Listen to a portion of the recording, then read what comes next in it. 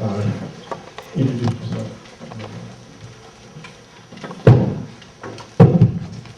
Good afternoon. I'm Lieutenant Mike Octave. I'm the Special Assignment Lieutenant for Compton Station.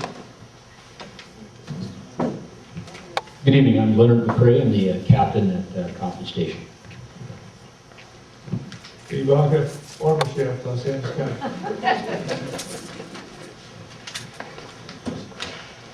We'd also like to introduce from the FBI, Diane R. Gonzalez, Community Outreach Specialist. Could you stand up?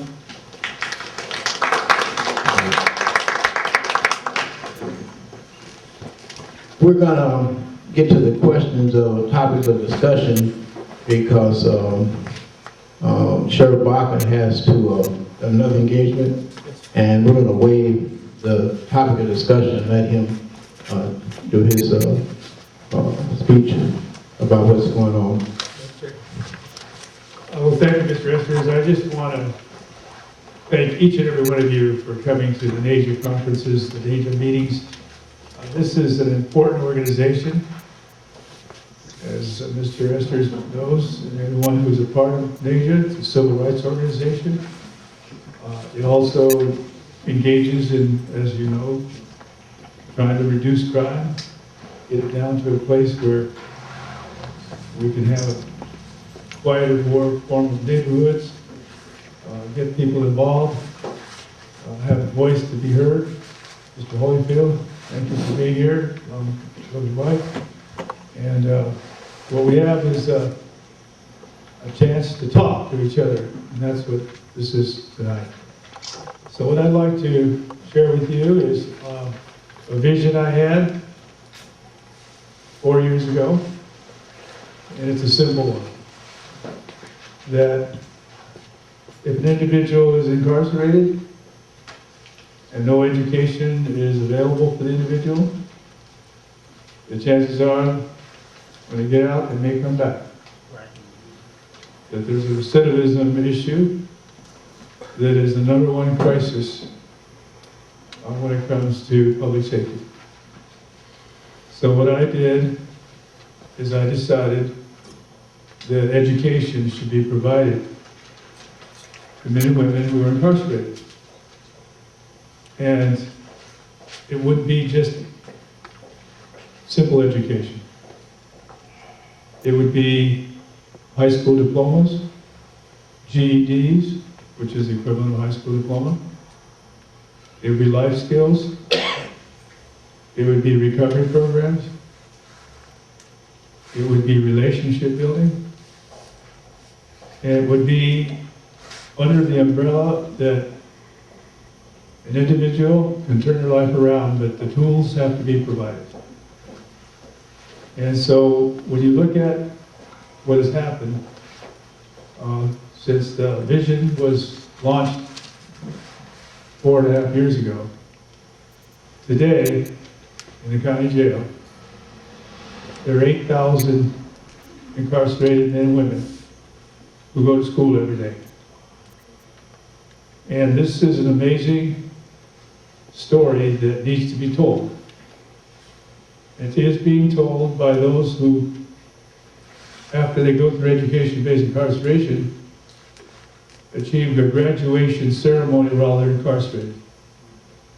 And when I was your sheriff, I signed certificates of completion or actual certificates of high school graduation. And we provided the men and women with a cap and gown. And we were able to let them pick their own class speakers. And every month, in all our 7 institutions, we have graduation ceremonies.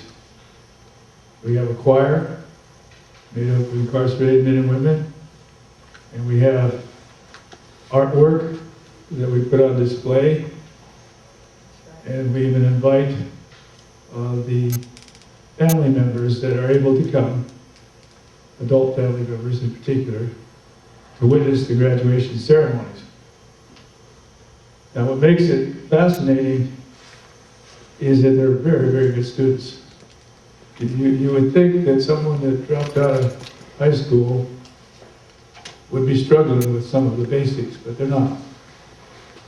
In fact, they are so focused that we had numerous men and women go back before the judge and ask for a continuation of the sentence to finish the class. Now that's unheard of in any kind of a situation. And the answer to that, wanting to stay the course to finish the class, allows for one to accept that the jail system in Los Angeles County is totally transformed. Why would anyone, under any circumstance, ask to have a longer sentence? Is the general public question. But the fact is, they want us to finish that course. You see, dropping out of school is a very hard thing. It's hard on the individual that drops out because there's a feeling that you didn't finish up like you could have finished up.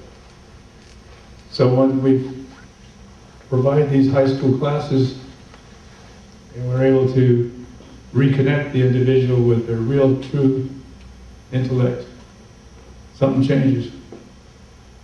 There's something there that is magic, quite frankly. We did a study on recidivism for those who've been in school. It's about 1 out of 3 that'll come back. But they're not coming back for anything serious. They're coming back for something that has to do with drugs. And you see, that's the other path. That's a little harder to kick, even if you're away from it. But when you get back out, sometimes it comes back to you. But we believe that we'll be able to drop the recidivism rate even further as we move along in this program. The premise that I will conclude with is that when someone goes to jail, they should come out better, not worse. And therein is the telling of the story, that we want people who have been incarcerated to get these classes, look at their life, turn it around, and come home better prepared to go find a job. Now, on the job side of it, when they graduate, they have these certificates. As I mentioned, one signature is mine, and the other one is the captain of our Education-Based Incarceration Bureau. And it's fascinating because there's over 130 instructors, of which many of them are deputy sheriffs doing the teaching. You see, a lot of people don't understand that jails don't have to be places that are full of violence. We went after that 3 years ago, right when that ACLU was in, dropped it. We went in there and transformed the whole place. Put in a force prevention policy, established a new training bureau for the custody alone, made sure that everybody was properly supervised, and we were able to accomplish our mission. And that's one of the reasons I was able to feel comfortable and say, listen, we put all of those transformational programs together, got better people trained, got more resources from the Board of Supervisors, and we were able to drop that force to a record low. We were one of the safest jail systems in America today.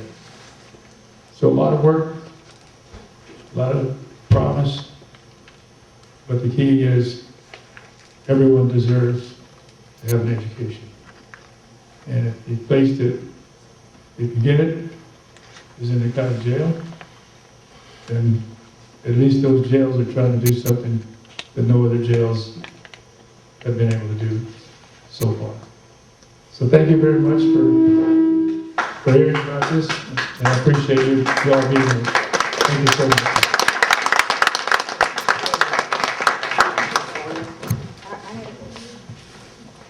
Comment before you do that? Okay, all right, any questions?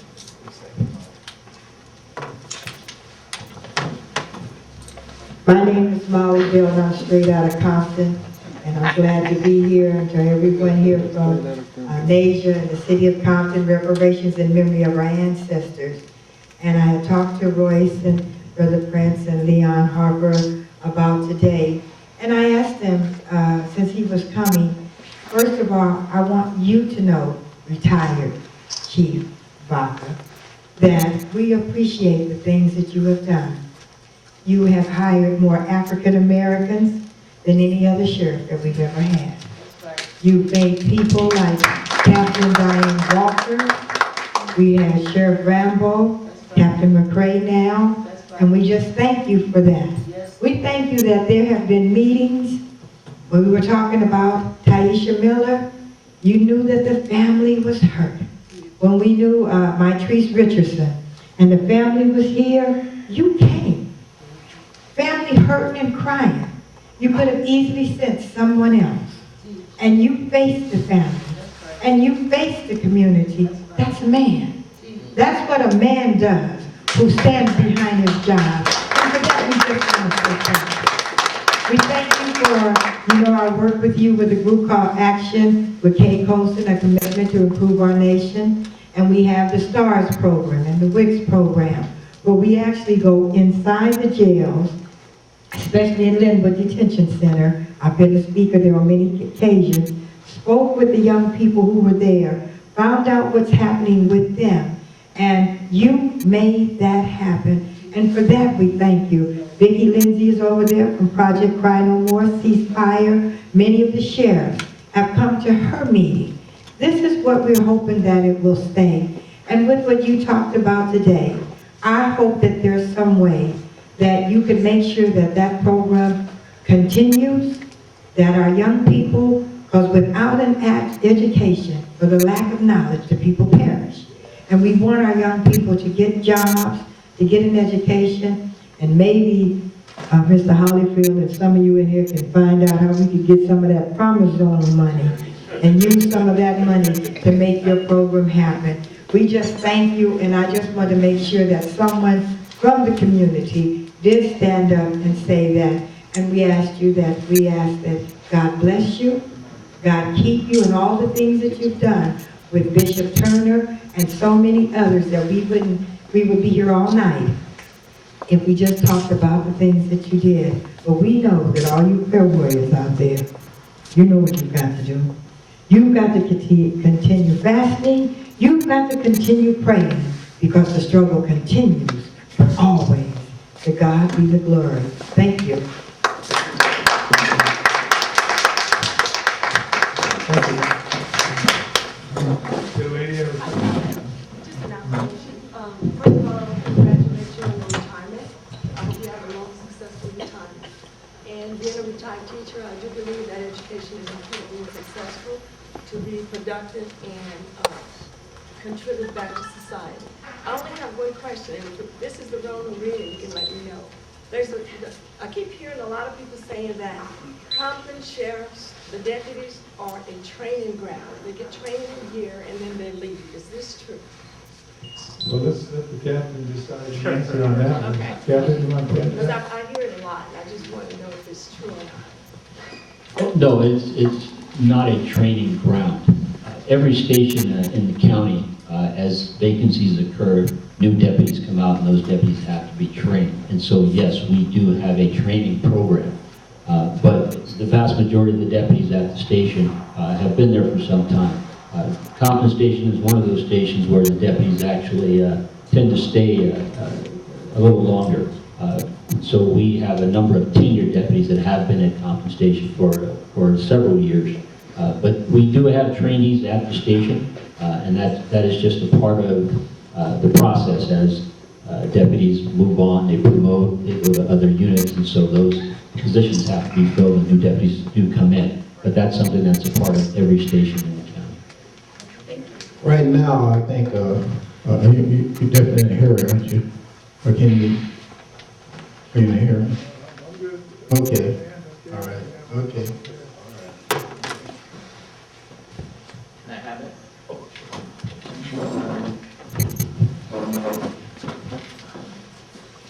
Hi, my name is Norman Fagan.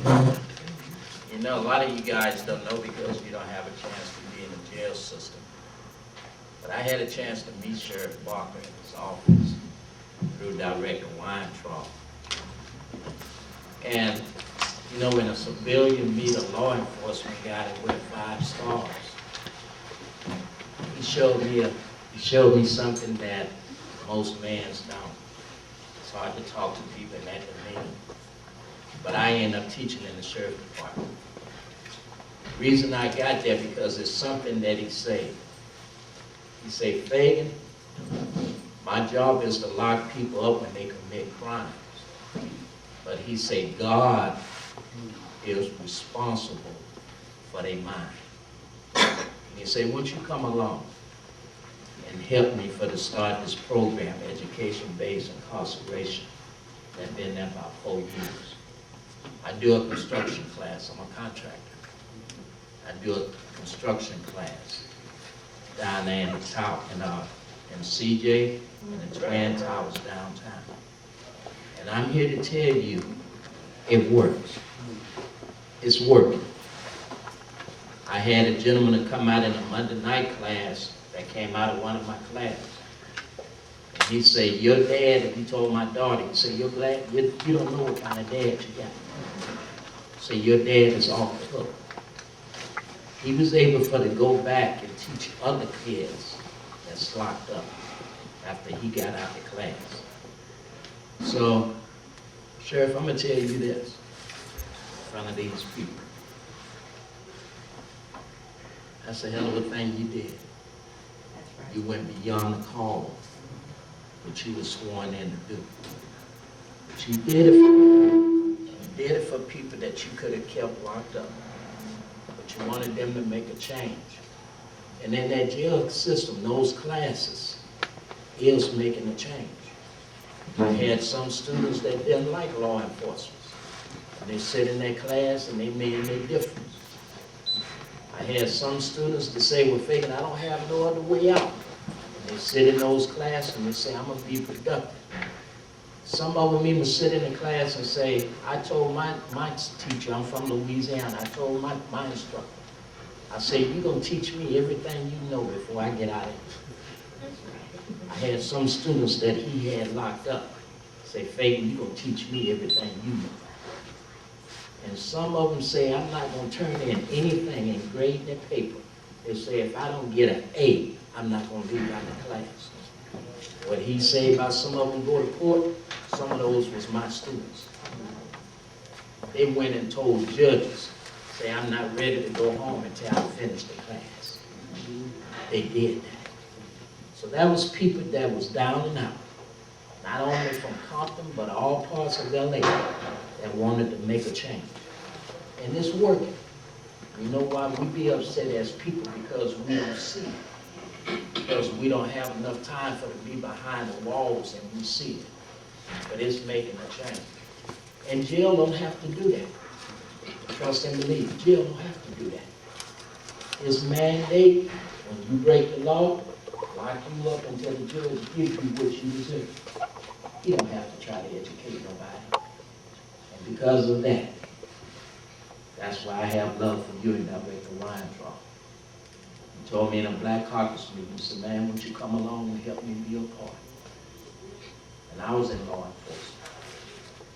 I was in law enforcement in Louisiana. I was a correction officer at Angola. How many of you people know about Angola? Louisiana State Correction. When I got out of high school, I was a correction officer there for 3 years. I fell asleep and I didn't turn in a 10 o'clock count and I got fired. I went to be a state trooper. Got 90% of my way through the academy. I got in trouble. Got with a bad group of guys that had never been in trouble in my life. So you can't tell me it won't happen. It can happen to any of us. And I was an A student. I came out of school with a 4.0 in architecture, 3.88 in accounting. So I wasn't no dummy. And the judge that sentenced me, he said, I'm not sentencing you for the crime that you have committed. He said, I'm sentencing you for the people that you was with. That was a hell of a thing for me at that time in my life. And then I was in law enforcement. And this sheriff that you're looking at that just retired, he said, Fagan, won't you come aboard? He said, you know more about this stuff than we do. And when you can see individuals that's down and out, some of them have been committing crimes 37 times, and they made a change in life. The stuff that he's speaking about here today is the truth. I've seen it. I'm a part of it. And I'm happy to say the change and the vision that he has seen and that he made. Thank you for letting me speak.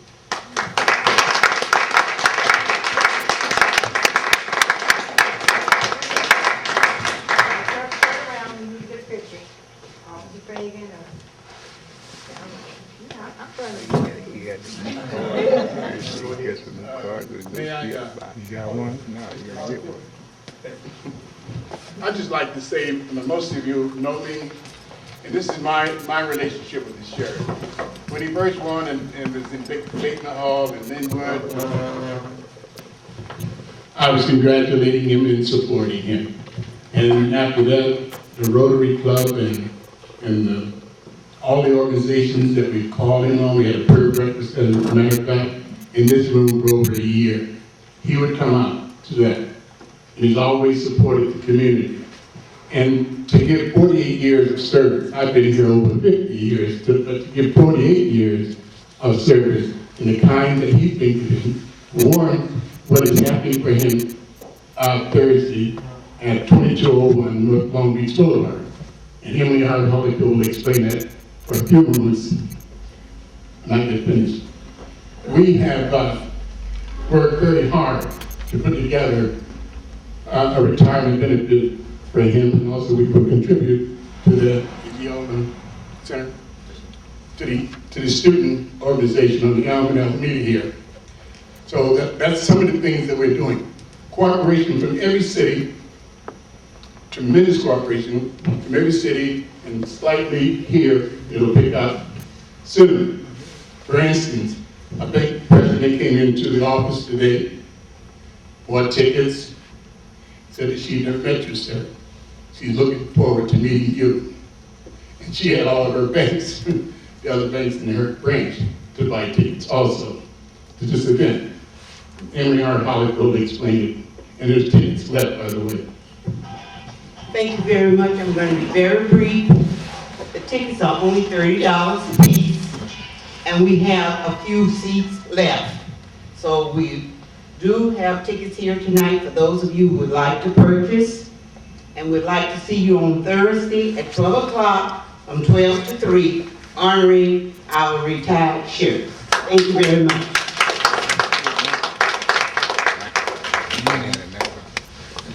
I would like to have the certificate here for Sheriff Baca.